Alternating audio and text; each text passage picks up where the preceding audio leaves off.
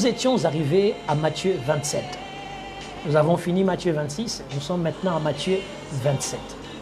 La parole de Dieu nous conduit maintenant dans ces moments où nous devons saisir la dimension de la grâce et de la puissance de Dieu. Et cette dimension, nous l'avons maintenant dans ce que Dieu lui-même, dans sa bonté et dans sa magnificence, est en train de nous amener à étudier et à comprendre. Donc nous allons tranquillement cheminer et avancer avec ce texte de base qui est Matthieu 27. Nous avons lu 1 et 2 l'autre fois, mais nous allons y revenir. Nous avons fini avec Pierre.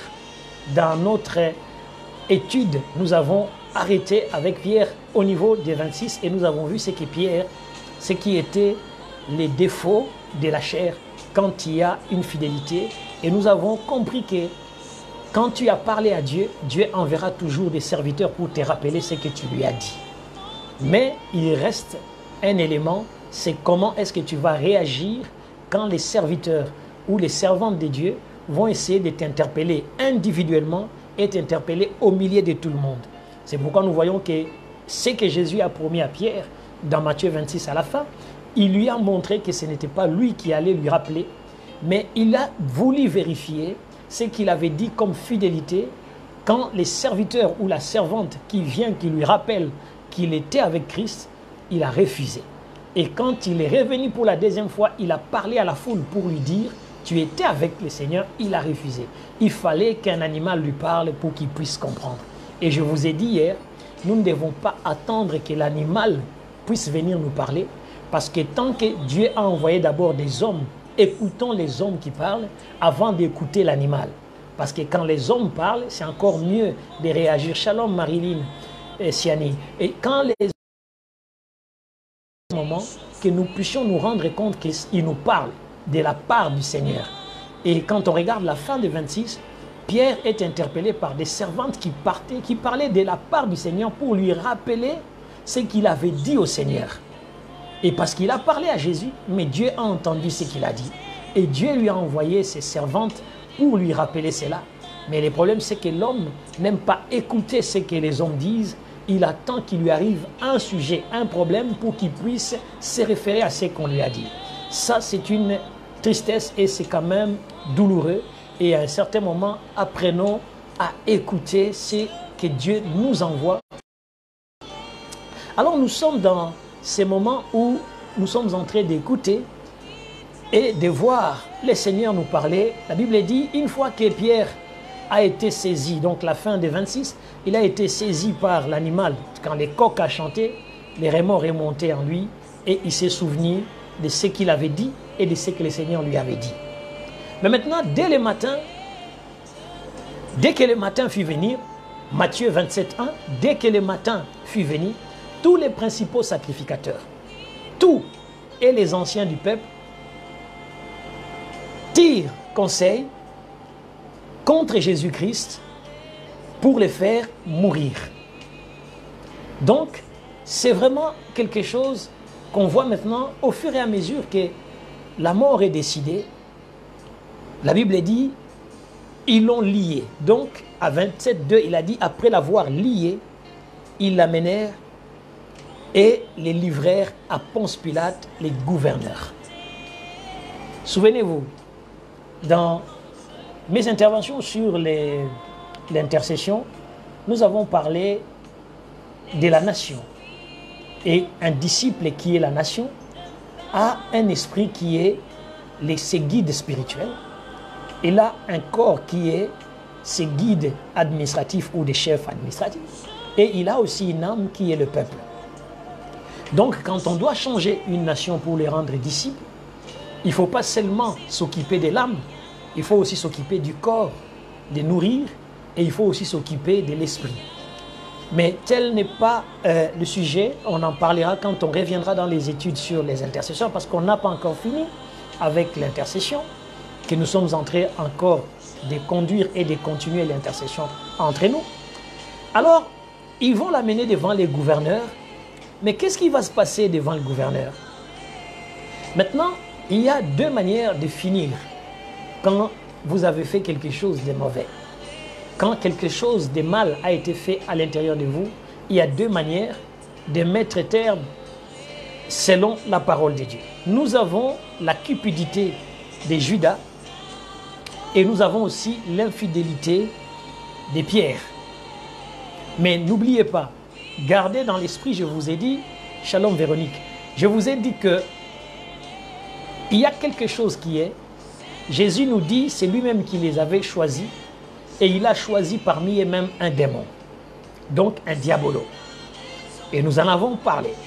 Et quelquefois, je vous ai dit, et laissez-moi de me répéter encore, que les diabolos doivent être quelque part pour permettre la mission de Dieu de s'accomplir. Et s'il n'est pas là, quelquefois la mission de Dieu ne va pas s'accomplir correctement. Et on va voir souvent sa main ou sa participation dans l'œuvre de Dieu pour que Dieu puisse avoir la gloire. Voilà maintenant, la Bible dit, ils l'ont lié et ils l'ont amené devant le gouverneur. Mais qu'est-ce qui se passe maintenant entre nos deux disciples qui sont parmi les 12 disciples? Parce que de toutes les façons, on en parle de ces deux-là parce qu'ils sont restés actifs. Mais il ne faut pas oublier, il y en a 10 qui ont pris fuite. Il y en a 10 qui ont pris fuite. Et ces 10 sont partis. Chacun est parti. Jean-Louis va carrément rentrer chez Marie la mère pour y aller soutenir la mère après. Mais regardons d'abord l'attitude de ses disciples vis-à-vis de celui qui les a conduits et qui les a dirigés pendant un temps. La Bible nous dit dans Matthieu 27, 3, « Alors Judas, donc, après avoir vu qu'il a livré Jésus, il a vu qu'on l'a condamné parce qu'il s'est rendu compte que c'est parti plus loin que ce qu'il espérait. Alors Judas, qui l'avait livré, voyant qu'il était condamné, la Bible dit d'abord, il s'est repenti. Il s'est repenti. Qu'est-ce qu'il a fait? Il a rapporté les 30 pièces d'argent aux principaux sacrificateurs et aux anciens pour leur dire, ce que j'ai dit c'est faux, reprenez votre argent. Première étape de la repentance, c'est de remettre, de changer totalement. Parce que quand vous vous repentez, vous devez faire ce que j'appelle un virage à 360 degrés par rapport à la façon dont vous avez aussi bougé à 360 degrés. Donc vous devez retourner au point de départ, ça veut dire faire une réparation qui vous amène au point zéro et de redébuter avec le Seigneur. Et c'est pourquoi quand j'enseignais à l'église, je disais, il faut faire attention de vouloir avoir une vie de repentance tout le temps. Pourquoi? Parce que la vie de repentance te ramène toujours au point zéro de là où tu es tombé. Et tu dois encore recommencer la marche. Or, si maintenant tu commences à aller de succès en succès, et parce que tu es en train de te forcer à persévérer, à avancer, tu as des difficultés de retourner plus bas. Parce que tu peux faire 5 pas, mais tu as fait un pas de retour, ça n'annule pas les 4 que tu avais déjà bien fait. Donc, il faut à un certain moment dans la vie de beaucoup d'enfants de Dieu, apprendre à évoluer dans les biens, de sorte que les biens puissent être un quotidien qui change toutes choses dans nos vies. Et c'est là où Dieu peut faire avec nous beaucoup de choses. Qu'est-ce que Judas dit? 27, 4 nous dit en disant « J'ai péché en livrant les 100 innocents. » Ils répondirent « Que nous importe? Cela te regarde. » Parce que ça veut dire que même eux, ils ont dit « Mais le péché n'est pas collectif. Le péché est individuel. Ce n'est pas la communauté qui a péché, c'est toi qui as péché. Et alors quand tu as péché, tu payes seul. Tu ne fais pas payer la communauté. » Et ils ont refusé de prendre son péché parce qu'ils ont dit « Que nous importe? C'est là, c'est toi qui as choisi ces chemins-là. C'est toi qui as décidé d'offenser Dieu, pas nous. Et comme toi, tu as offensé Dieu à ta manière, tu vas payer seul. » C'est pourquoi la Bible nous dit « Le salut est individuel, elle n'est pas communautaire, bien-aimés dans le Seigneur. » C'est que chacun de nous doit se préserver individuellement afin de faire évoluer la communauté dans la sainteté. Mais il faut savoir que, pardon, c'est comme si nous étions en matière pénale, comme diront des juristes. En matière pénale, la faute est individuelle. C'est celui qui l'a fait qui paye. On ne fait pas payer la collectivité une faute pénale est vraiment une faute individuelle. Et il faut prouver que la communauté a été entraînée là-dedans pour qu'il soit maintenant communautaire. Mais la plus grande des choses qui va se passer, c'est qu'à un certain moment, Judas maintenant, on lui remet les pièces dont il en avait tellement besoin. Souvent, vous savez, le péché n'ajoute rien dans notre vie. On avait l'impression qu'il a ajouté quelque chose. Il avait l'impression qu'il a fait gagner un bonus de 30 pièces. Mais en réalité, il n'a rien gagné. Donc, qu'est-ce qu'il y a? On voit que ce péché qui est individuel, et ce péché que lui, il avait l'impression que ça lui a procuré quelque chose de meilleur. Vous savez, quand vous êtes en train de pécher, vous avez l'impression que vous vivez une vie vraiment meilleure. Vous avez l'impression que vous avez ajouté quelque chose dans votre vie. En réalité, non. En réalité, vous êtes en train de diminuer. Parce que vous êtes en train de rater l'objectif d'avance ou d'avancer dans votre vie. Parce que maintenant, chaque chose, chaque faute que vous commettez, vous fait descendre plus bas que là où vous étiez. Maintenant, on voit dans ces moments-là les péchés qu'il va faire, qui lui ont rapporté 30 pièces. Donc, il n'a même pas le temps de jouir de ces 30 pièces. Pourquoi? Parce qu'il se rend compte que ces 30 pièces n'ont causé que des problèmes dans sa vie. Ça n'a pas causé quelque chose de bon. Shalom Déborah, shalom Christiane. Et donc, que Dieu, qui est le Dieu puissant, qui est le Dieu glorieux, veut que nous ne puissions pas pécher, que nous ne puissions pas rater les objectifs de notre vie. Mais vous voyez, chaque fois que vous faites quelque chose de mal, votre cœur peut trouver satisfaction, mais votre âme, à un certain moment, va trouver la désolation. Vous avez fait du bien à votre chair, mais avez-vous vraiment fait du bien à votre âme? Shalom, pasteur Paul. Donc, il y a à ces moments-là, les grands dangers dans notre vie, c'est quoi? C'est que nous sommes appelés à un certain moment à ne pas regarder ce que le péché nous procure comme joie dans la chair, mais surtout à nous attendre aux conséquences de cette joie. Parce que cette joie-là n'est pas une joie qui t'amène vers l'avant, mais c'est une joie qui prépare ta chute. C'est une joie qui prépare la disparition de beaucoup d'autres joies par rapport à quelque chose de mal tout simplement. Et c'est ça la grandeur et la puissance de Dieu. Quand vous demeurez avec Dieu, Seigneur, j'aime bien le dire et pardonnez-moi de vous le dire. Vous savez, il y a quelque chose qui me monte à cœur de dire ça au peuple de Dieu. Nous ne devons pas oublier que Lazare a vu le plus grand miracle de la vie, la résurrection. Mais même ressuscité, s'il marchait mal, il n'ira pas au ciel. Ce n'est pas parce que Dieu a fait un grand miracle dans ta vie que tu ne peux pas finir à l'enfer.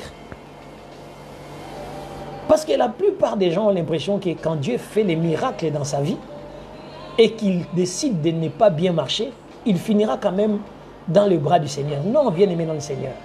Ce n'est pas ce que Dieu a fait dans ta vie qui compte. C'est ce que toi tu as fait pour Dieu qui compte.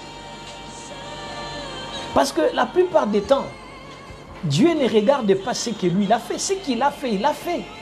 Mais qu'est-ce que nous avons fait en revanche vis-à-vis de lui? Jésus a aimé Judas. Jésus a prié pour Judas. Jésus a donné même son corps pour Judas. Mais qu'est-ce que Judas a fait pour Dieu? Qu'est-ce que Judas a remis à Dieu? Quelle est notre position vis-à-vis de ce qu'on fait pour Dieu? Pas ce que Dieu fait pour nous. Parce que ce que Dieu fait pour nous maintenant, il nous donne des souffles de vie chaque jour. Qu'avons-nous donné en retour de ces souffles que nous avons eus? Qu'avons-nous investi dans ces souffles que nous avons eus? Avons-nous créé des inimitiés? Avons-nous créé des choses mauvaises?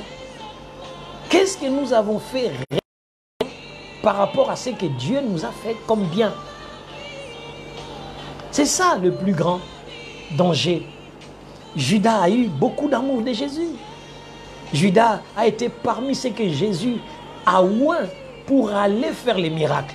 quand il les envoie 2 à 2, tous ont reçu la même onction et tous sont partis avec l'onction de Jésus-Christ, avec son amour et sans même que Jésus retient. Donc quand Dieu t'aime, il t'aime à 100%.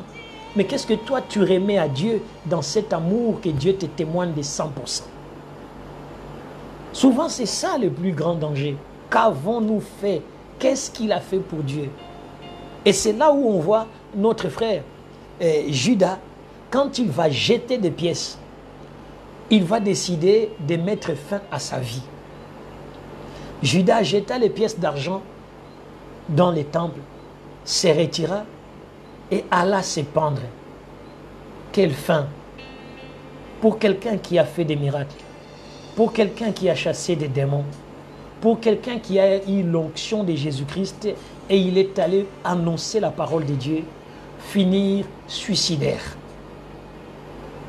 Avons-nous vraiment besoin de finir suicidaire? Avons-nous vraiment besoin de finir comme Judas?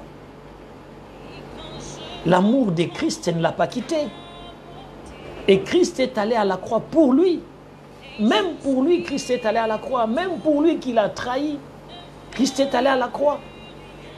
Mais qu'est-ce qui s'est passé pour que Judas, dans les remords, dans la destruction de son âme, que son âme puisse pousser son corps à mettre fin à la vie, à ce souffle que Dieu lui a donné? Comprenons une chose. Jusque-là, Jésus n'est pas encore à la croix. L'avantage de Judas, c'est que tous ceux qui sont morts avant Christ, tous ceux qui sont morts avant Christ vont ressusciter avec lui les jours de la résurrection, surtout ceux qui sont morts pour lui.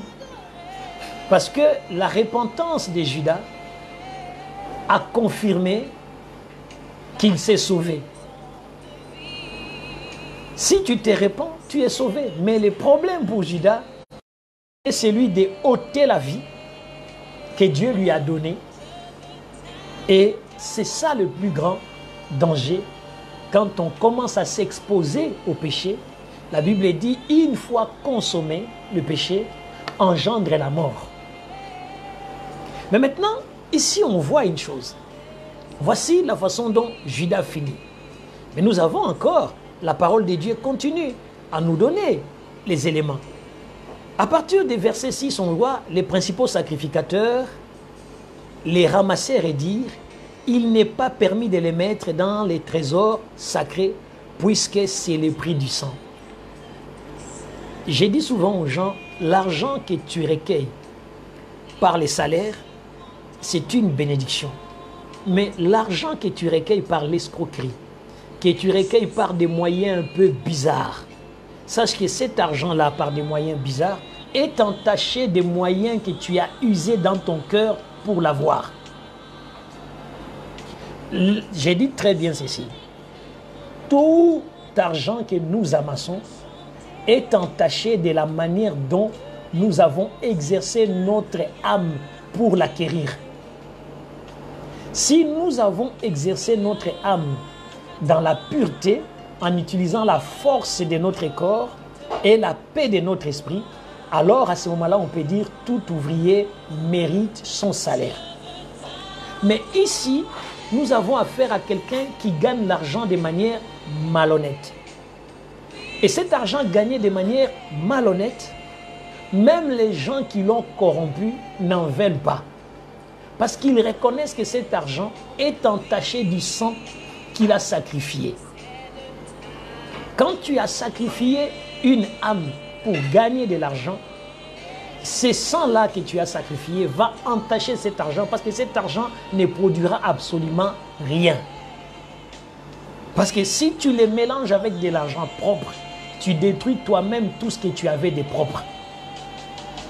Quand il y a quelque chose qui est mal acquis, il faut vous rendre compte d'une chose. Je vais donner cet exemple simple. Une mangue pourrie, quand il est mélangé avec des mangues propres, il finit par contaminer des mangues propres. Mais maintenant, l'argent que tu as gagné qui est entaché de saleté, quand tu les mélanges avec l'argent propre, il détruit l'argent propre. Et c'est pourquoi, à un certain moment, ces hommes de Dieu disent non, cet argent est une source de malédiction. Et comme c'est une source de malédiction, nous ne pouvons plus le remettre dans la caisse qui est purifiée, qui a la source de bénédiction. Prenez conscience, bien-aimés dans le Seigneur, de la manière dont vous gagnez de l'argent dans la vie. Avez-vous sacrifié l'amitié? Avez-vous sacrifié la fraternité? Avez-vous sacrifié quelque chose pour gagner cet argent? Attention, parce que après cet argent qui est entaché de ce que vous avez utilisé pour l'avoir, vous finirez par payer le prix cher de cet argent qui a été mélangé, qui a contaminé tous les restes. Et c'est ça. L'argent a une âme. Et l'âme de l'argent, c'est l'âme qui l'utilise. On donne à l'argent notre âme. Ce que nous avons mis comme état émotionnel dans notre âme, quand on donne ou quand on reçoit, entache l'argent de cet état d'âme.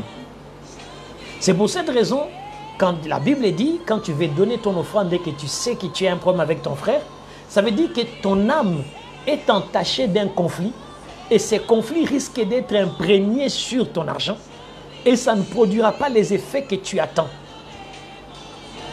Parce que ça sera, à ce moment-là, laissez-moi le dire de manière un peu bizarre, ça sera l'offrande de Caïn.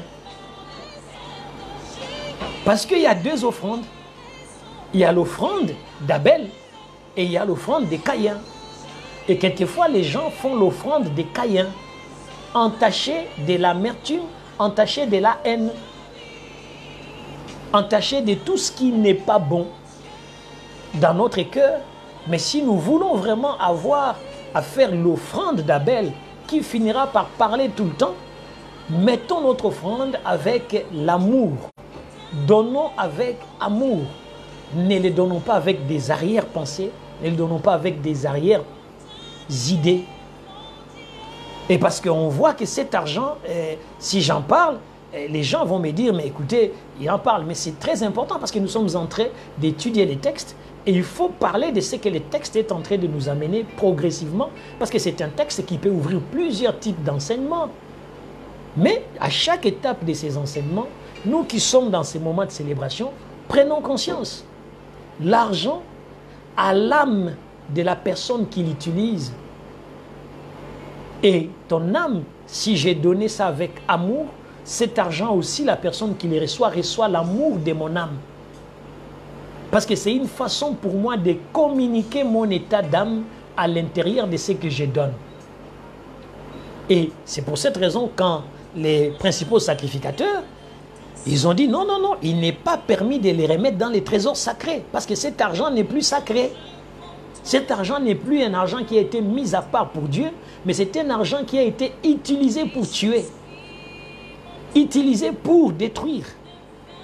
Et à ce moment-là, ce n'est plus propre. À ce moment-là, ce n'est pas quelque chose qu'on peut remettre. Et après avoir délibéré, vous vous imaginez, ils vont même délibérer de quoi faire cet argent. Ils n'ont pas prié, ils ont délibéré. Ils ont délibéré, pourquoi? Parce qu'ils savent que ce qui est sacré, on ne le mélange pas avec ce qui n'est pas sacré. Ils délibèrent et qu'est-ce qu'ils ont fait? Ils ont acheté un champ avec cet argent. Maintenant, quand ils achètent les champs, qu'est-ce qu'ils font? Il dit, avec cet argent, ils achètent les champs du potier pour la sépulture des étrangers. Donc, tout étranger qui mourra, on le mettra là en souvenir de l'argent qu'on nous a remis. Vous imaginez quelle était la valeur de cet argent pour que ça puisse faire carrément un cimetière? C'est que Judas a pensé que cet argent va les sortir de beaucoup de problèmes. Il a pensé que ces péchés-là vont lui faire vivre les merveilles des choses. Souvent, c'est ce que les péchés donnent comme impression aux gens, surtout à la chair. Ils donnent l'impression que tu vas gagner totalement. Tu vas avoir quelque chose de bien. Bien-aimé, ne marchez pas dans ces chemins-là. Et d'ailleurs, on va même donner à ces champs-là un nom. Matthieu 27, 8 nous dit, c'est pourquoi les champs a été appelé champ du sang jusqu'à ces jours.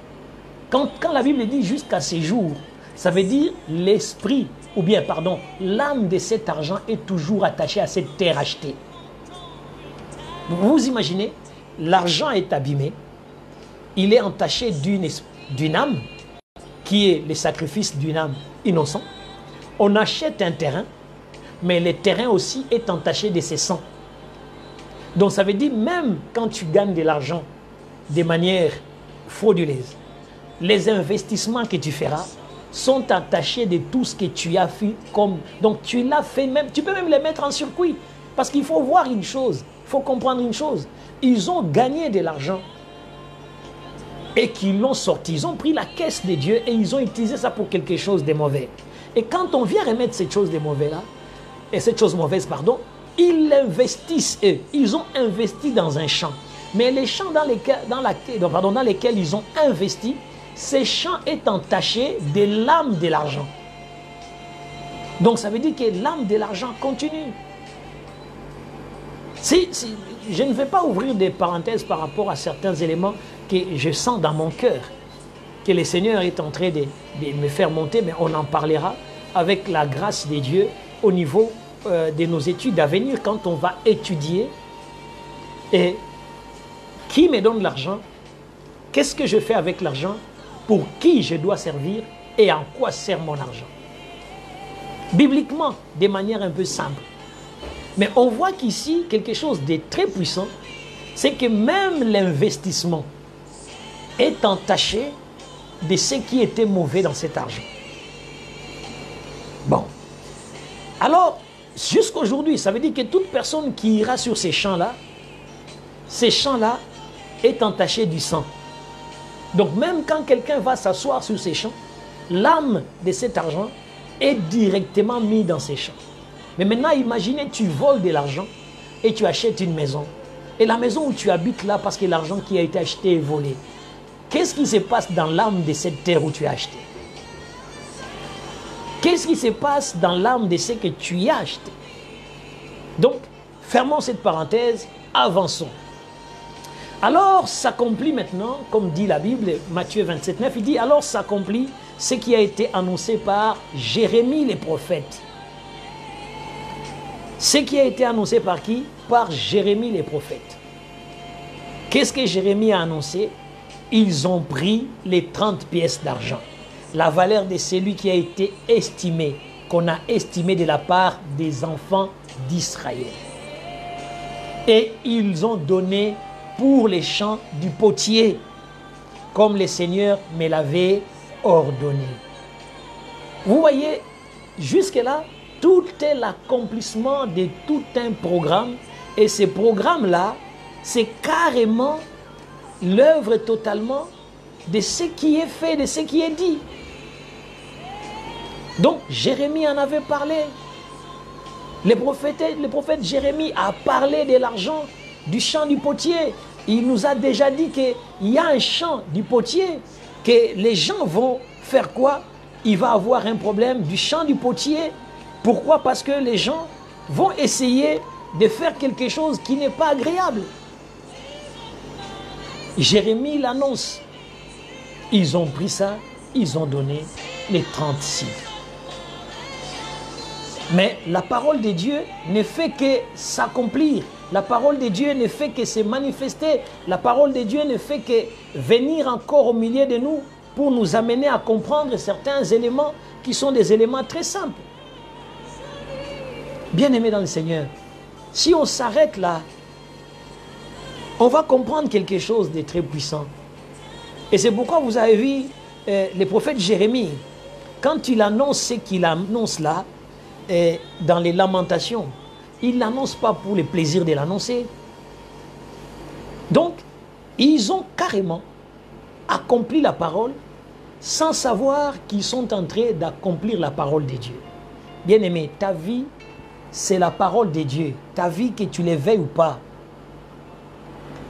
Et vous pouvez, parce que quelquefois, quand on parle de la parole de Dieu, il faut vous conduire dans ce que Jérémie dit. Et le prophète Jérémie Vous allez les trouver dans les livres des Zacharie carrément, Zacharie 11. Et quand vous allez dans ces textes de Zacharie 11, je crois, ça doit être le verset 13 à peu près, il est dit ceci, je vais prendre moi aussi, prenons-les, attendez, il dit ceci, l'Éternel me dit, jette-les au potier, ces prix magnifiques auxquels ils m'ont estimé, et j'ai pris les 30 cycles d'argent, et je les jetés dans la maison de l'Éternel pour les potiers. Mais maintenant, souvenez-vous qui étaient les potiers. Souvenez-vous quand Jérémie parle du potier. Jérémie dit, dans Jérémie 18, il dit, il a été envoyé dans la maison du potier pour regarder ce que les potiers faisaient de ce qui étaient des vases. Ici, on voit que il est bien dit, le prophète Jérémie l'a annoncé. Et quand vous regardez bien, en allant dans Zacharie 11, 12, on dit, je leur dis, si vous les trouvez bons, donnez-moi mon salaire, sinon ne les donnez pas. Et ils pesèrent pour mon salaire 30 cycles d'argent. N'est-ce pas ce qu'ils ont donné à Judas comme salaire pour trahir Christ? Ils ont jugé. Là, vous savez, Dieu annonce tellement de choses. C'est pourquoi ta vie, ce n'est pas ce que tu vis aujourd'hui. Ta vie, c'est ce que Dieu a déjà annoncé. Il a peut-être annoncé ça à tes parents, à tes arrières. Il a annoncé ta vie. Mais personne n'a pris conscience de ce que Dieu a dit. Personne n'a pris conscience de ce que Dieu a annoncé. Et quelquefois, dans nos mémoires, nous oublions que Dieu peut parler 10 ans avant pour un événement qui arrive. Et souvent, quelquefois, nous avons l'impression que Dieu n'a jamais parlé dans notre vie. Dieu a déjà dit beaucoup de choses dans nos vies. Mais avons-nous tenu compte de ce que Dieu a dit pour aller en marchant et en vivant prophétiquement dans ce que... Vous savez, il y a des gens dans la vie où Dieu les a montré même des visions de ce qui devait être, de ce qui va être MDC. Mais qui aujourd'hui ne savent même pas, parce qu'ils ne vont même pas participer à ce que Dieu va faire. Pourquoi? Parce que la vision qu'ils ont vue, ils n'ont jamais cru. À cause de quoi? À cause des difficultés qui sont arrivées dans leur vie. Ils ont eu l'impression que ce que Dieu a annoncé, Dieu ne le fera plus. Dieu, quand il annonce quelque chose, peu importe ce que vous allez vivre, Dieu l'accomplira certainement. Mais c'est question tout simplement de savoir comment rester totalement fidèle à ces dieux-là. Fidèle à ces dieux puissants pour vivre ce que Dieu a dit. Judas va vivre ce que Dieu a dit. L'accomplissement à cause de la cupidité, il va finir dans cet état. Mais vous voyez, ça fait si longtemps. Si vous ne montez pas dans les Écritures, si vous n'étudiez pas les Écritures, vous allez avoir l'impression que Jésus, c'est le Nouveau Testament. Jésus n'est pas le Nouveau Testament. Jésus, c'est la Bible tout entière. Du début à la fin. Du début à la fin, c'est Jésus-Christ. Il est le même hier. Donc l'Ancien Testament, aujourd'hui, pour nous, et éternellement. Ce n'est même pas le futur seulement, c'est l'éternité. Hier, aujourd'hui et éternellement. Ça veut dire que ce n'est pas le futur parce que le futur est coupé quelque part. Mais l'éternité est sans fin. Donc il a été, il est et il sera. Mais ce n'est pas le futur, mais c'est l'éternité. Donc il faut à un certain moment qu'on se rende compte que la parole de Dieu n'est pas une parole que nous prenons comme ça. Matthieu 27 n'annonce que ce qui a été déjà dit dans Zacharie 11, 13. Mais qui ont fait cela? C'est la maison de Dieu. Quelle maison de Dieu? Ce sont les sacrificateurs qui l'ont fait. C'est les sacrificateurs qui ont pesé la valeur de Jésus. Et qu'est-ce qu'ils ont trouvé? Ils ont trouvé juste ces 30 ans d'âge. Parce qu'ils ne peuvent pas peser les 3 années du ministère. Mais ils ont pesé les 30 ans de son âge. Le Jésus charnel est vendable, mais le Jésus spirituel est insaisissable. Et c'est ça, la puissance et la grâce que Dieu nous donne. Donc alors, quand ils arrivent maintenant à ces moments-là, dans notre Matthieu 12, on va voir maintenant cette comparaison-là. Jésus maintenant est devant Pilate à partir de 27-11.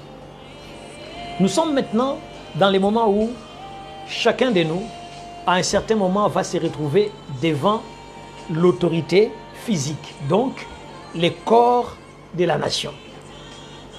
Il est face au corps de la nation parce que l'esprit de la nation l'a livré au corps de la nation et l'âme de la nation acclame ce que l'esprit de la nation a fait. Et quand il est là, Jésus comparit devant maintenant les gouverneurs l'interrogeant à ces termes. Es-tu le roi des Juifs? J'aime ce que Jésus dit. Jésus, souvent dans ses réponses, il te fait comprendre que c'est de l'abondance de cœur que tu parles. C'est de l'abondance de cœur que tu t'exprimes. Parce que même ta question vient de ton cœur. Et dans ton cœur, dans ta question, tu as aussi ta réponse. Parce que vous savez, quand tu arrives à la maison et que tu demandes aux enfants, avez-vous mangé? Tu as déjà ta réponse par rapport à certaines observations que tu as faites. Donc tes observations sont ta réponse à toi, qui peut ne pas être la réponse qu'on va te donner. Mais en réalité, toi aussi tu as ta réponse. Et alors quand tu poses la question à Jésus, es-tu le roi des Juifs? Jésus lui répondit, tu l'as dit. Donc dans ton cœur, qu'est-ce que tu penses quand tu as posé la question? Quelle réponse toi-même tu as? Parce que ici, ceux qui m'ont amené devant toi, c'est les Juifs. Est-ce que je peux être le roi de ces gens qui m'ont trahi? Alors pose-toi la question, si ceux qui m'ont amené ici, je peux être leur roi. Et c'est ça la question. Mais, alors, il dit, tu l'as dit. Mais il ne répondit rien aux accusations des principaux sacrificateurs et des anciens. Donc il ne les a même pas contredits. Pilate dit, voici ce qu'on t'a accusé, voici ce qu'on a dit. Il dit, oh, je n'ai rien à dire. Mais toi, tu viens de dire, ce qui comptera devant ce tribunal-là, c'est ta réponse à toi. C'est ton point de vue à toi. Parce que c'est toi qui es placé maintenant comme juge pour me juger. Quelle est ta réponse? Ce n'est pas ceux qui m'ont accusé, mais toi maintenant qui es censé rendre la justice.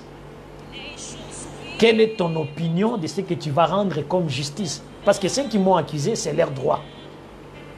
Je suis victime de leur accusation, mais maintenant, toi les juges, qu'est-ce que tu dis maintenant en tant que juge? Parce que quelque part, qu'on les veuille ou pas, tu restes maintenant les maîtres. C'est comme si on t'a confié ma vie et que tu vas décider sur ma vie. Alors Pilate, voilà, nous sommes dans un moment où on a vu ce que l'esprit de la nation, parce qu'il nous a demandé de faire des nations des disciples. Voici l'esprit de la nation. L'esprit de la nation a échoué, alors il va livrer Christ au corps de la nation. Et maintenant, le corps, lui, doit prendre une décision. Mais le corps, vous savez, ne peut pas influencer facilement l'esprit. Mais il a un coin où il peut facilement influencer, c'est l'âme. L'esprit et le corps essayent de travailler l'âme. Mais l'esprit de la nation a déjà travaillé l'âme. Maintenant, il reste que le corps aussi voit ce que l'âme de la nation donne. La Bible dit, alors Pilate lui dit, n'entends-tu pas de combien de choses il t'accuse? Et Jésus ne lui donna des réponses sur aucune parole, ce qui étonna beaucoup les gouverneurs. Il n'a rien dit. Celui qui détient la vérité ne se justifie pas. Celui qui détient la vérité laisse la vérité triompher. Mais celui qui détient le mensonge se justifie. En tout cas, c'est lui qui sait qu'il est dans les vrais.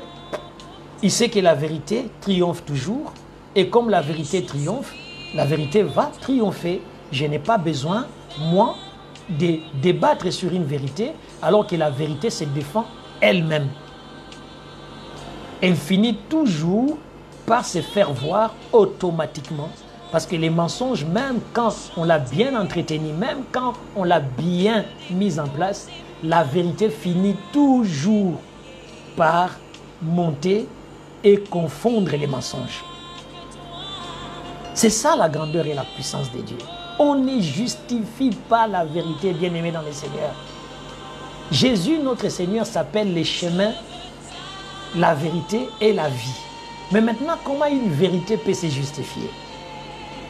Il est déjà les chemins, il est la vérité et il est la vie. Comment il doit se justifier? Parce que comment on peut justifier la vérité? Parce que la vérité, elle saute elle-même aux yeux de tout le monde que c'est la vérité. On ne la justifie pas. Et bon nombre d'enfants de Dieu, quand vous commencez à justifier la vérité, c'est qu'il y a quelque chose en vous qui n'est pas vrai. Parce que si la vérité est là, on laisse la vérité triompher toujours. La vérité finit toujours par triompher. Ne justifiez pas la vérité. La vérité vient de lui-même. Même si on l'a cachée 50 ans, il finit toujours par se justifier elle-même. C'est vrai, quelque part, elle peut se justifier après ta mort. Mais pourtant, toi, tu as essayé de débattre pour justifier ta vérité. Personne ne t'a cru. Mais c'est après ta mort que ta vérité triomphe. Mais tu n'es plus là, c'est vrai. Mais le monde finit toujours par dire, on prend la vérité et on jette le mensonge. Mais le problème, c'est la patience. Et Jésus ne lui répondit rien. Maintenant, comme à chaque fête, les gouverneurs avaient coutume, donc avaient l'habitude de relâcher un prisonnier. Le gouverneur n'ayant rien trouvé en lui, il dit, on va essayer de profiter de la fête pour essayer de libérer l'innocent, parce qu'au moins celui que j'ai en prison, tout le monde sait que c'est un coupable. Barabbas est un coupable et il est connu de tout le monde parce qu'il y a des preuves de sa culpabilité dans l'âme de la nation. Dans l'âme de la nation, on connaît la culpabilité de Barabbas. Mais ces jours-là, beaucoup vont choisir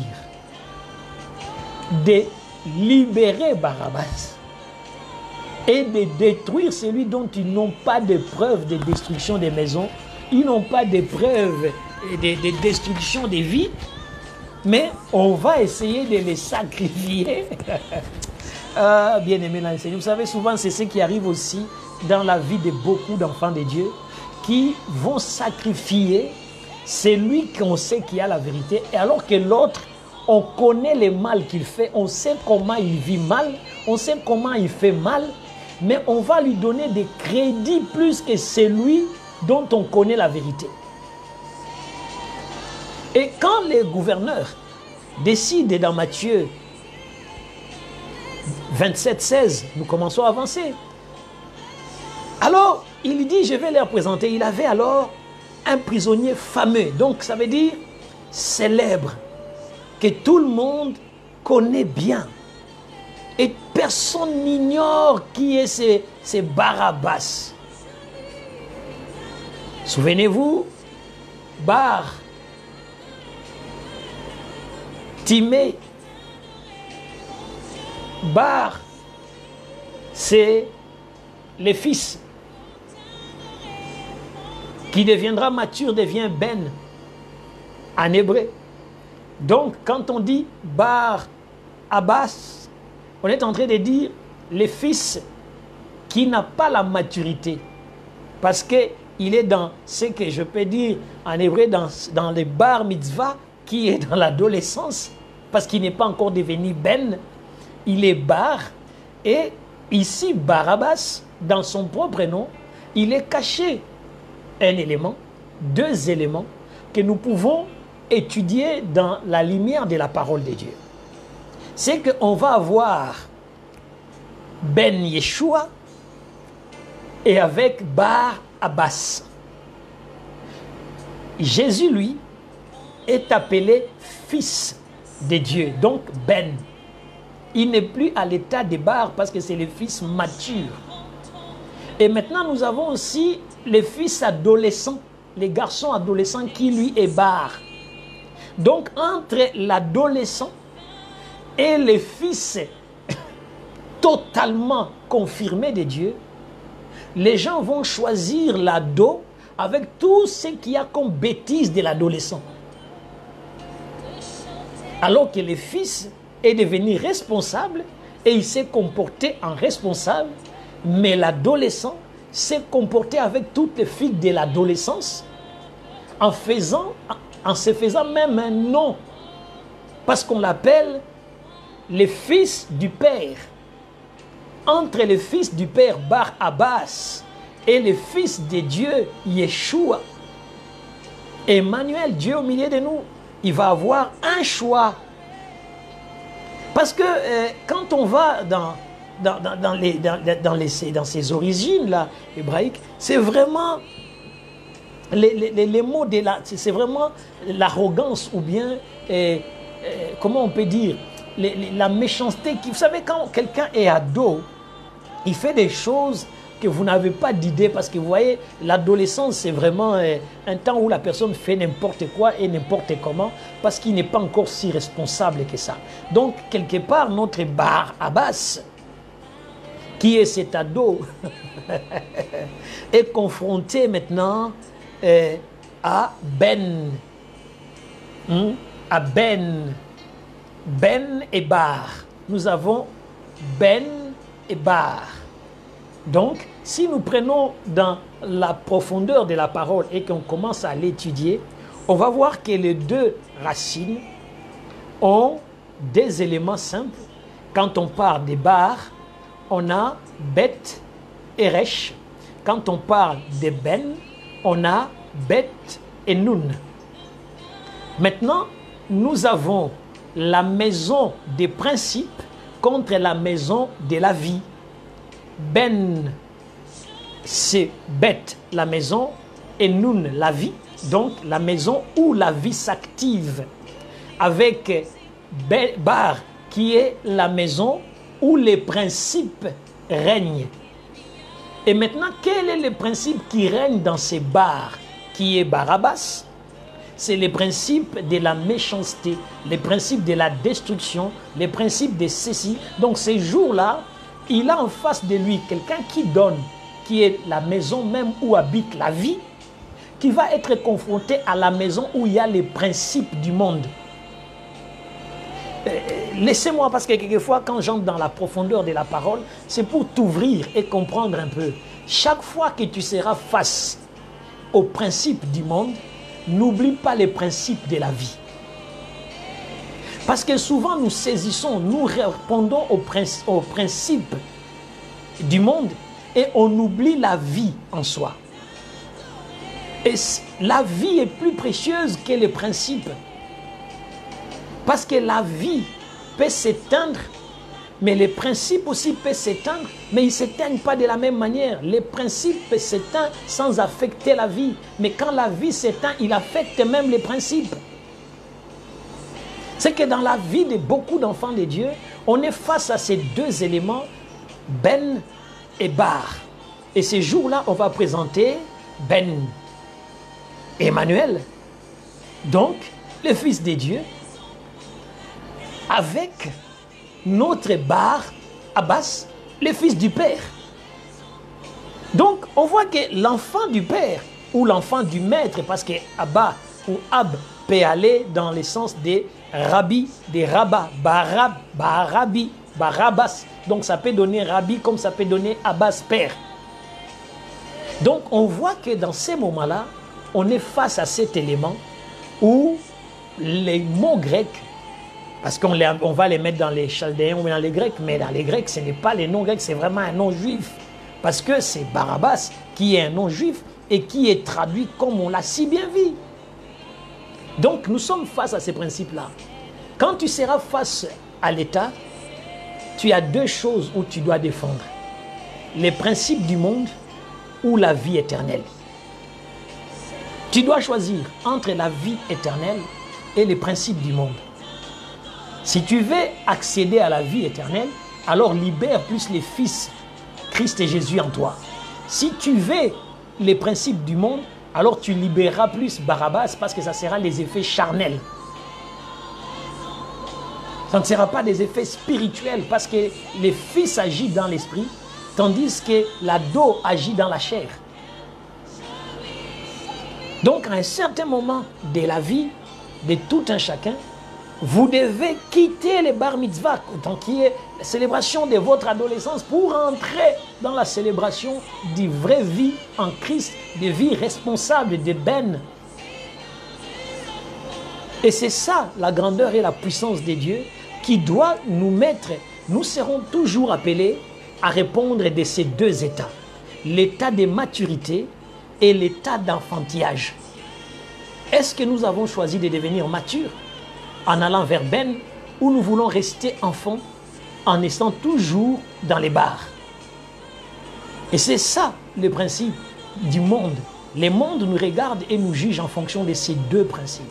Chaque fois, nous allons offrir au monde soit un Ben ou soit un bar. Donc ici, il faut savoir, la plupart des temps, nous allons pencher du côté de la chair parce qu'on va pencher du côté des bars.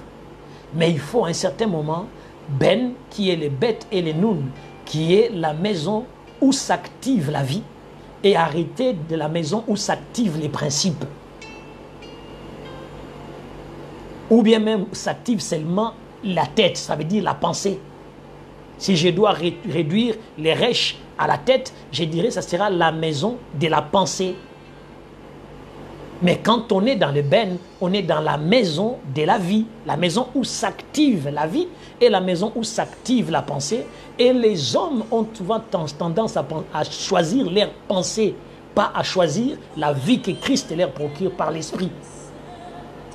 Nous devons arrêter, bien-aimés dans le Seigneur, de vouloir marcher selon nos pensées. La Bible déclare l'homme et telles sont ses pensées.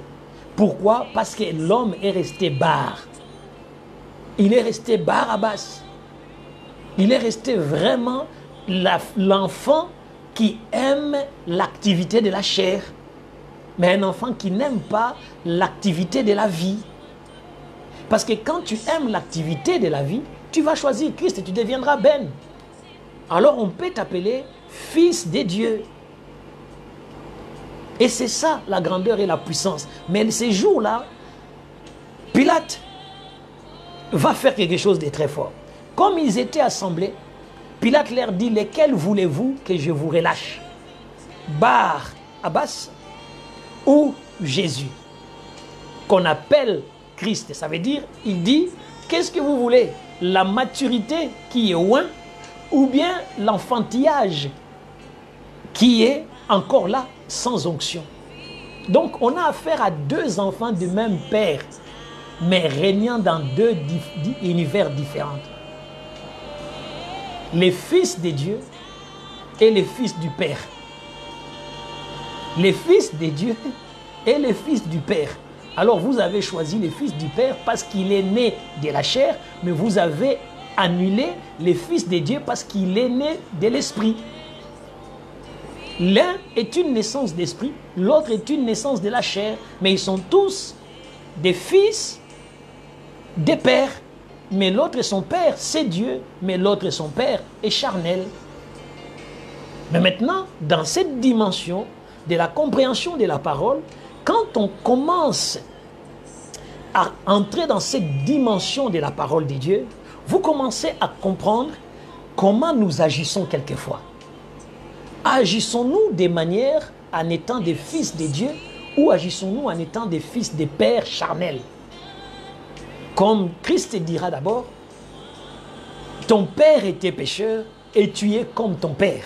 Ça veut dire que tu as choisi de rester Bar-Abbas.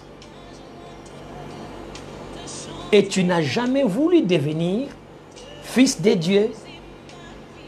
Qu'on peut même, si on veut le dire, on peut même dire Ben Elohim, Ben El, les fils de Dieu. Mais tu n'as jamais voulu. Et pourtant tu dis ce n'est plus toi qui vis, mais c'est Christ qui vit en toi. Mais si Christ en vit en toi, deviens quand même fils de Dieu. Mais reste pas fils d'un père charnel, avec les attitudes de ton père charnel. Mais entre dans l'attitude du père spirituel, qui est celui qui te donne la vie, qui te procure la vie et qui t'amène à la vie. C'est dommage, mais la Bible montre quelque chose. pendant, je dois toujours vérifier notre heure pour qu'on ne dépasse pas l'heure, parce que les veillées reprennent, hein, ce sont les lundis des veillées. Donc, il y a quelque chose qui est là. On voit que la Bible dit ceci, car ils savaient que c'était par envie qu'ils avaient livré Jésus. Donc, Pilate sait que c'est par envie, parce que Pilate n'a jamais entendu parler du mal que ses fils matures a accompli, alors que le mal du fils ado, celui qui n'agit que par la chair, est connu de tout le monde. Donc, à ce moment-là, la Bible déclare, pendant qu'il était assis sur le tribunal, sa femme lui fit dire qu'il n'y ait rien entre toi et c'est juste, car aujourd'hui, j'ai beaucoup souffert en songe à cause de lui. Donc ça veut dire Dieu va perturber la femme de Pilate. Pour dire à Pilate, il dit Pilate, n'entre pas dans cette histoire, ne participe pas dans cette histoire. Ne sois pas celui qui participe à ce que les sacrificateurs t'ont piégé. N'entre pas dans leurs pièges. Combien d'enfants de Dieu tombent dans les pièges du méchant? Combien d'enfants de Dieu, s'ils ne sont pas avisés, entrent dans les pièges du méchant? Les méchants arrivent à les amener dans une direction et les méchants les piègent et ils sont tombés dans les pièges du méchant. Et avec les méchants, ils sont devenus méchants là où ils ne devaient même pas être dans la méchanceté. Mais c'est ça le grand problème. C'est qu'heureusement pour Pilate, sa femme vient lui dire, n'entrez pas dans cette affaire. Bien aimé, quand vous voyez quelqu'un qui marche bien et qu'il y a quelqu'un qui n'est pas bien, qui commence à chercher le mal de celui qui marche bien, bien aimé, ne participez pas. Ne participez pas. Soyez avisés par Dieu, que Dieu vous ouvre les yeux de dire, écoutez, moi je n'ai trouvé en lui aucun mal. Même si toi tu viens me parler des mal de cet homme. Mais moi je n'ai trouvé en lui aucun mal. Moi qui n'ai pas encore trouvé les mal, pourquoi je vais entrer dans les mal que toi tu m'amènes? Parce que moi, je n'ai rien contre cette personne. De ma vie avec cette personne, je n'ai rien. Mais toi tu me dis que voilà ce que cette personne est. Et tu veux que je puisse adhérer, que je les condamne comme toi tu veux les condamner. Mais moi, je n'ai pas encore trouvé le mal. Pourquoi tu veux que je trouve le mal à la manière dont tu as trouvé alors que moi, je ne l'ai pas encore trouvé? Souvent, beaucoup d'enfants de Dieu n'agissent pas comme Pilate. Beaucoup d'enfants de Dieu agissent comme bon leur semble. Les gens, vous savez, ce qui est triste avec nous, le peuple de Dieu, c'est que il y a des moments où, dans la vie, on ne comprend pas certaines choses. Et on reste totalement en train de regarder des choses avec les yeux un peu bizarres. Parce qu'il faut aussi à un certain moment regarder un peu ce que va être la puissance de Dieu. Parce que souvent, nous, en tant qu'enfants de Dieu, nous n'avons pas l'habitude d'analyser certaines choses. Laissez-moi aller chercher l'analyse de quelque chose dont je veux que vous puissiez comprendre, de voir que quand il y a un combat, quand il y a quelque chose qui s'est fait, quand il y a quelque chose qui se met en place et que vous n'êtes pas dedans, n'y entrez pas. N'entrez même pas, ne participez même pas. Parce que vous risquez de porter le mal de cette personne alors que vous-même, vous n'avez rien fait de mal et c'est mal que ces gens ont préparé, c'est mal que ces gens ont mis ensemble, ils te font entrer dedans inconsciemment sans que toi tu ne veuilles entrer dedans. Donc il y a des choses dans la vie de beaucoup d'enfants de Dieu qui les détruisent. Pourquoi? Parce qu'à un certain moment de leur vie, ils sont entrés dans les choses qu'il ne faut pas. Allons-y maintenant, comprenons, nous allons comprendre ces moments. Nous sommes en train de parler d'un homme. Qu'est-ce qu'ils ont fait? Ils ont pris le Fils de Dieu. Ils l'ont amené chez Pilate. Je n'aime pas ouvrir cette porte-là des connaissances, mais je vais vous ouvrir parce que c'est votre héritage. Et comme c'est votre héritage, je dois vous donner votre héritage de la part du Seigneur. Tenez-vous bien.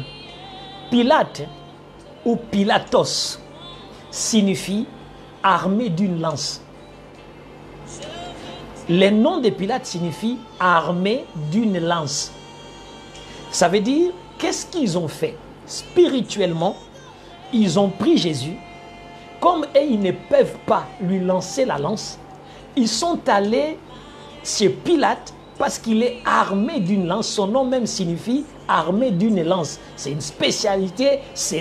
Ponce Pilate était armé d'une lance. Même les noms qu'on lui donne signifient armé d'une lance. Quand il est armé d'une lance, on vient pour qu'il puisse piquer quelqu'un avec cette lance dont il est armé. Malgré l'autorité, malgré ce qui est dans lui, pour piquer soit Jésus, soit Barabbas, Pilate, averti par sa femme, ne va pas utiliser sa lance parce qu'il dit « Je n'utilise pas cette arme qui est la lance pour un innocent ». Et maintenant, on a ces barres, cet adolescent et cet enfant qui est totalement assis dans la grandeur de Dieu. Parce que souvent, les gens entendent seulement Ponce Pilate. Mais spirituellement, il y a quelque chose de très puissant que Dieu cache à l'intérieur. Parce que Pilate, le nom Pilate signifie armé d'une lance. Donc, on a déposé Jésus chez quelqu'un qui est capable de lâcher la lance. Et quand on l'amène pour qu'on puisse lui mettre la lance en question par Pilate, Pilate va dire, moi, je ne lui mettrai pas la lance. Et c'est cette lance qui sera utilisée pour ouvrir les côtes du Seigneur. Nous allons y arriver. Attendez, c'est une utilisation spirituelle. On utilise quelque chose sans pour autant dire à la personne qu'on est en train de t'utiliser. Bien-aimé, ne participez pas dans des conflits où vous avez vu une personne en les connaissant très bien. Et vous savez très bien quelles sont les motivations qui sont en lui. Quand il commence à accuser un juste, ne participez pas parce que vous allez entrer dans des choses qui ne sont pas agréables du tout. Combien de bien Jésus n'a pas fait à ses sacrificateurs? Combien de bien Jésus n'a pas fait à ces peuples-là? Mais on va participer pour lui faire du mal. On va participer pour l'incriminer et les détruire. Et c'est ça la grandeur et la puissance de Dieu. Quand maintenant Pilate, comme il le savait, la Bible dit dans 27-18, on va avancer, car il savait que c'était par envie qu'ils avaient livré Jésus.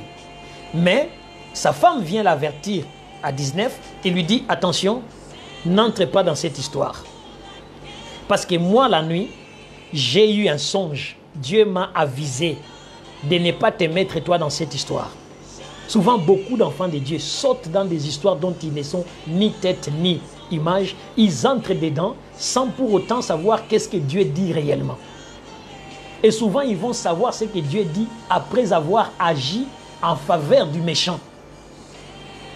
Après avoir pris part à la méchanceté de l'autre. Et c'est à ce moment-là qu'il réalise, qu'il dit, mais Dieu, qu'est-ce que Dieu a dit? Mais j'ai déjà pris part à la méchanceté, j'ai déjà participé, parce que quelque part, je n'ai pas été saisi, ni compris, ni même touché par Dieu. Pilate est sauvé par sa femme. La femme de Pilate vient sauver Pilate de ne pas participer à cet événement-là, malgré qu'il est armé d'une lance, mais de ne pas utiliser sa lance à leur profit. De ne pas utiliser sa lance pour attaquer quelqu'un qui est innocent. Et la Bible dit ceci, on va terminer, les principaux sacrificateurs et les anciens persuadèrent, maintenant ce n'est pas la foule, ce sont les autorités spirituelles qui poussent l'âme, donc ça veut dire l'esprit de la nation, pousse l'âme de la nation à détruire quelque chose qui doit sauver les corps de la nation. Voilà maintenant pourquoi je parle des corps de l'âme de la nation. C'est pour vous montrer que la nation n'est pas simplement ce que vous entendez fait de toutes les nations. Mais la nation a un corps, la nation a un esprit et la nation a une âme. Ce qui était l'esprit de la nation va influencer l'âme de la nation pour détruire les corps de la nation que Dieu a donné pour sauver la nation. Et maintenant, les principaux sacrificateurs persuadèrent la foule de demander Barabbas et de faire périr Jésus.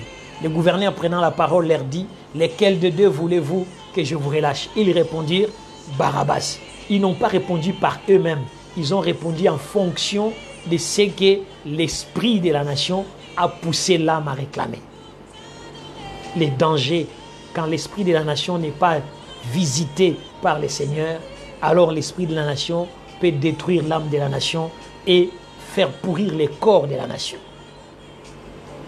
Dieu, dans ces textes-là, nous allons voir, Pilate leur dit, que ferai-je donc de Jésus, qu'on appelle Christ? Donc il dit, bon, vous avez fait un choix, c'est d'accord, vous avez choisi Barabbas. Mais maintenant, lui, son sort, c'est quoi? Toujours dans les milliers des sacrificateurs. Bien aimé, la destruction ne vient pas souvent des chefs du gouvernement, souvent. C'est souvent des chefs spirituels qui détruisent beaucoup l'âme de la nation. Écoutez, ils disent ici, Pilate leur dit, que ferai-je donc de Jésus qu'on appelle Christ? Tous répondirent, qu'il soit crucifié. L'idée de qui? L'idée des sacrificateurs qui veulent aboutir à leur tour à quelque chose de plus vite et de plus meilleur. Le gouverneur dit, bon, mais alors, quel mal a-t-il fait? Et ils crièrent encore plus fort, qu'il soit crucifié. Combien de fois on va te faire du mal alors que tu n'as rien fait de mal? Jésus a dit, si on lui a fait lui, préparons-nous aussi à vivre cela. Que les gens fassent le choix du mauvais et d'abandonner le vrai. Que les gens incriminent les bons afin de choisir les mauvais. Mais le seul problème qu'ils ont, c'est quoi? C'est qu'ils sont restés au niveau des Bar Abbas. Ils n'ont jamais été Ben Elohim. Ils sont toujours restés Bar Abbas. Les enfants des pères charnels, ils n'ont jamais eu de pères spirituels. Et les pères charnels dont ils ont, c'est leur propre chair. Leur propre chair et leur père. Et comme ils n'ont pas de père spirituel, alors les pères charnels dominent sur les pères spirituels. Un choix simple dans beaucoup de vies qui ne veulent pas atteindre la maturité, mais qui aiment bien rester toujours des bébés, des enfants, aimant le lait, pas des fils aimant la nourriture, digne de faire grandir. Et quand la nourriture qui doit faire grandir vient, ils sont constipés parce qu'ils n'arrivent pas à digérer à cause de leur état qui est impossible de diriger ou de digérer la nourriture spirituelle qui doit les guider dans une maturité spirituelle. Prenons conscience, bien-aimés dans le Seigneur. Pilate va dire quelque chose, il dit, ma femme est venue m'aviser. Et comme ma femme m'a avisé, je vais prendre une bonne décision.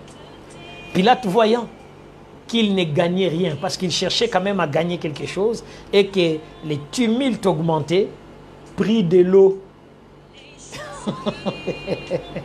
J'aime bien, vous savez, quand vous êtes avisé, vous n'allez pas entrer dans des saletés, parce que vous n'accepterez même pas que les saletés entachent vos mains. Vous savez, quand un enfant de Dieu s'assoit pour écouter les saletés, c'est que quelque part, il aime les saletés. Il n'est pas avisé pour écouter des bonnes choses. Il est avisé pour écouter ce qui n'est pas propre du tout. Et quand on commence à dire des choses qui ne sont pas propres, on crie très fort dessus. Parce que les choses propres, on n'en parle pas. Mais ce qui est sale a toujours gagné les bouches et les oreilles de tout le monde.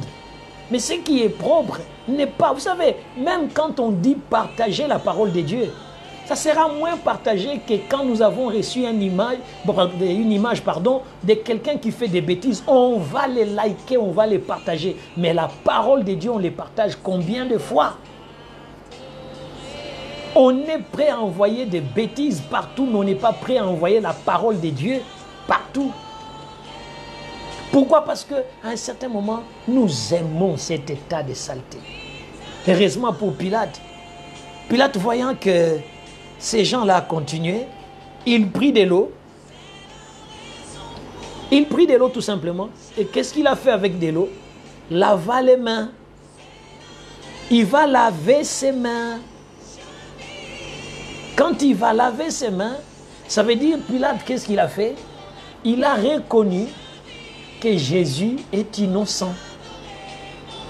Que moi, je ne l'ai pas condamné, mais c'est vous, l'âme de la nation qu'il avait condamné.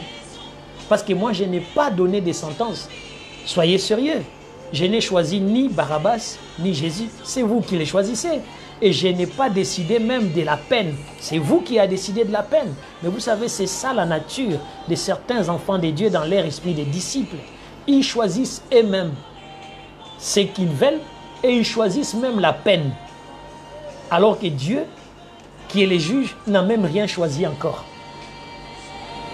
Et c'est ça la grandeur et la puissance de la parole de Dieu. Bon nombre d'entre nous, nous agissons déjà comme ça. Nous avons décidé et nous avons sanctionné.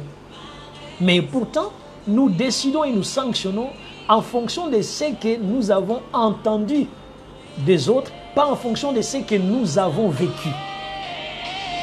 C'est ça les dangers, de décider par rapport à ce que tu entends, pas par rapport à ce que tu as vécu. Parce que si tu l'as vécu, ça doit influencer ta décision. Mais quand tu ne l'as pas vécu, qu'est-ce qui a influencé ta décision? C'est ça la dimension de la parole de Dieu. Quand vous avez compris ce que nous sommes en train de partager, vous voyez que Pilate lui-même, il prit de l'eau. La Bible dit, prit de l'eau, se lava les mains en présence de la foule. Et il va dire quelque chose. Je suis innocent du sang de ces justes. Waouh, waouh, waouh, waouh, waouh, waouh. Je suis innocent du sang de ces justes. Pilate n'est pas adepte de Jésus. C'est pourquoi quelquefois, bien aimé dans le Seigneur, plus les gens du monde reconnaissent ce que Dieu fait que par rapport à ceux qui sont eux-mêmes dans l'église. Souvent, les gens du monde sont tellement saisis par ce que Dieu a fait, plus que ceux qui sont même des chrétiens. C'est ça l'image. On voit Pilate n'est jamais allé devant Jésus pour l'écouter. Mais Pilate sait qu'il a une femme à la maison et qu'il sait que sa maison à lui doit être en entièreté et en conformité, comme d'ailleurs un célèbre de ce que nous connaissons, Josué dira, moi et ma maison, nous servirons l'Éternel. Nous n'accepterons pas l'influence de vos choix. Souvent, beaucoup d'enfants de Dieu sont influencés par les choix de la masse et en oubliant qu'ils ont choisi, eux, de servir l'Éternel. Que dit la masse et que te dit le Seigneur? Josué était confronté à ces problèmes. La masse lui dit que nous ne voulons plus servir ces dieux-là. Mais Josué dit, écoutez, moi je n'ai rien trouvé de mal à Dieu. Je n'ai jamais eu de problème avec Dieu. Donc moi et ma maison, nous allons servir les seigneurs. Alors vous choisissez qui vous voulez servir. Est-ce que nous sommes, nous les chrétiens, dans cette attitude de comprendre à un certain moment, il y a des choix qui sont pénibles, mais il y a des choix qui, la masse crie, vous avez l'impression que la masse a raison. Mais le vécu n'est pas ce que la masse dit. Pilate a eu une femme sage. Pilate a eu une femme qui lui a fait comprendre, ne participe pas. Tu es armé d'une lance, mais ne lâche pas ta lance sur un juste. Parce que ces gens-là ont lâché leur venin, parce qu'eux, ils sont des serpents de la trahison, ils ont lâché leur venin, mais toi ne lance pas la lance. Parce que pendant que cette personne mordue par les serpents est en train d'agoniser, ne l'achève pas avec ta lance, Pilate. N'entre pas dans leur histoire. Laisse-le eux-mêmes qui terminent avec les poisons qu'ils ont commencé à empoisonner les corps de cet homme. Laisse-les, n'entre pas dedans. Bien-aimé, je ne sais pas à qui je parle. Toi qui es à tout vent, tu entends quelque chose, tu entres dedans, réfléchis. Toi qui en tout vent, tu entends quelque chose, tu sautes à l'intérieur et tu en fais même ton problème alors que toi-même tu n'as pas de problème. Réfléchis bien. Remets-toi en question. Vérifie. Parce que si Pilate, un homme simple comme ça, a eu quand même l'avertissement, en songe en plus, Dieu parlait tantôt d'une manière, tantôt d'une autre. Jésus dit à Pilate, cette histoire ne te regarde pas. Et pour que Jésus parle à Pilate, Dieu donne un songe à la femme de Pilate pour venir dire à Pilate, tu sais, cette affaire, ce n'est pas pour toi, c'est eux. Je suis venu pour eux et je dois terminer pour eux. Laisse-les terminer l'affaire avec moi. Toi, Pilate, tu n'as jamais eu l'annonce de la parole que Dieu a annoncée il y a des années. Et les sacrificateurs, ils ont les rouleaux, ils lisent les rouleaux, ils méditent les rouleaux, mais ils n'ont pas compris. Toi, tu n'as jamais lu les rouleaux, n'entre pas dans cette histoire. Et Dieu épargne Pilate de ne pas armer sa lance et de lâcher sa lance en déclarant la mort. Mais ceux qui avaient juste les venins continuent à mordre. Et ils ont oublié qu'à la fin, ils n'auront d'autre miracle que l'écrasement de la tête du serpent. L'écrasement de la tête du serpent qui vient de mettre le venin, qui est en train de tuer à petit feu les Christ, cours sur cours, endroit par endroit. Et maintenant la Bible dit, et tous les peuples répondit que son sang retombe sur nous et sur nos enfants. Quelle malédiction ces sacrificateurs amènent de génération en génération. Il dit que le sang de Jésus retombe sur eux et sur leurs enfants. Quelle malédiction! Quelle malédiction de réclamer la malédiction même des enfants qui n'ont pas participé. La méchanceté de l'homme. L'homme, quand le père commet quelque chose, quand les responsables commettent quelque chose, il met en danger tout ce qui descend. Voilà l'attitude de ceux qui mettent en danger, même ceux qui ne devaient pas entrer dans le danger. Que son sang retombe sur nous. En plus, ils ajoutent sur nos enfants. D'autres sont là, ils sont des célibataires, ils n'ont pas encore mis au monde, mais les enfants qui naîtront vont avoir le sang du Christ alors qu'ils n'étaient pas censés et ils n'ont jamais décidé, ils n'ont jamais participé. Mais la malédiction générationnelle va frapper parce que quand tu participes au mal, tu exposes aussi des générations et des générations. Et tu mets en danger des générations et des générations parce que tu es en train de participer au mal. Quittons cette attitude. Alors Pilate leur relâcha Barabbas. Et après avoir fait battre des verges Jésus, il les livra pour être crucifié.